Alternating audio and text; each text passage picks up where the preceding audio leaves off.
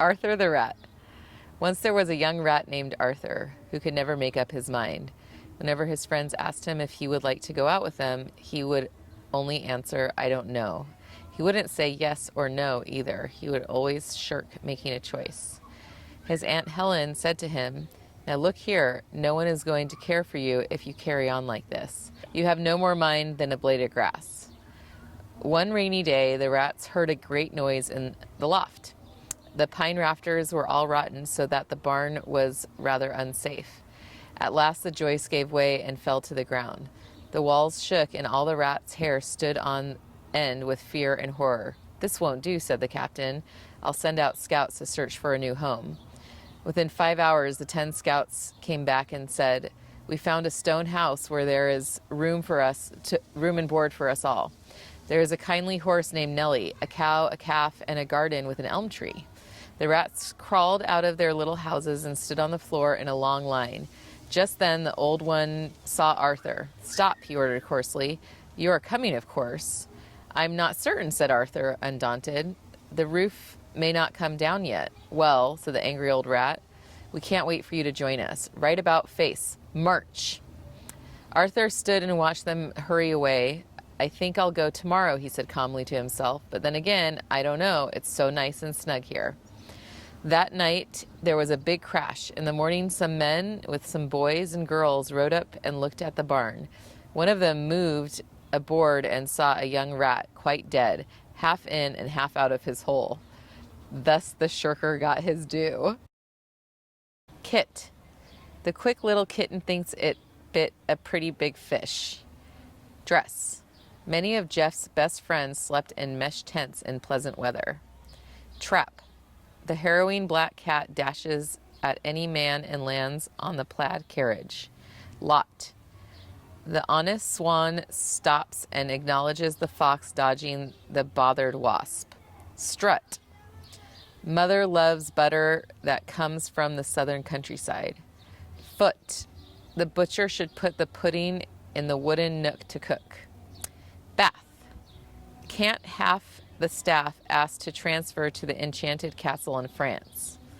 Cloth. Lawrence often offers Ross a Florida orange and horribly strong frothy Boston coffee. Nurse. The early bird preferred the earthy worm. Fleece. These unique machines teach people to speak and reason. Face. The raven waits until last day for the great wave to break. Palm. Father and Ma said to calm the facade in the Nevada Plaza. Thought. The small walrus caught the hawk in the salty water. Goat. The rose slowly grows in Owen's old grove. Goose. Beautiful music booms and humans move to the groove. Price. The shy writer types at night to face the silence in the mind. Choice. The spoiled boy hoists the toy from the soil. Mouth. Mountains of flowers crowd the grounds about the house. Near. Deidre's fear seriously interferes with her ideal career. Square. Beware of scarce fairies, rare mares, and scary prairie bears. Start. The Sahara party marvels at the far star on the safari. North. Laura's warm aura reforms Thor's horse for the important war. Force. The adorable boar snores hoarsely and notoriously hoards important pork. Cure. The tourist endures rural tours of Europe and procures gourmet bourbon. Happy. The coffee, salami, spaghetti, and macaroni are ready. Letter. Sugar covers the tiger's whiskers. Comma. Bertha's and Cinderella's saga is a drama. Major players are Richard, Wilbur, and Harry are running around the treacherous river. L. Linda and Allie pull belly muscles, laughing laboriously. NG.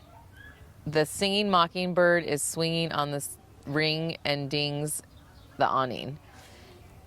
TH. The thespians gather and breathe 3 authentic breaths together. H. Harry and Hillary happily harvest heaps of herbs behind the beehive. YOD. YOD. The cute, dutiful blue cuckoo resumes cooing suitable tunes enthusiastically. W. Will and Drew whistle when the wind blows between the whimsical weeping willows. ING.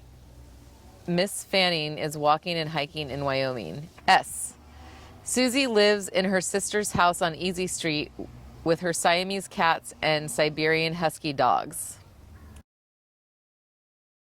I totally have a California accent. I sound just like those people on Saturday Night Live when they do the Californians.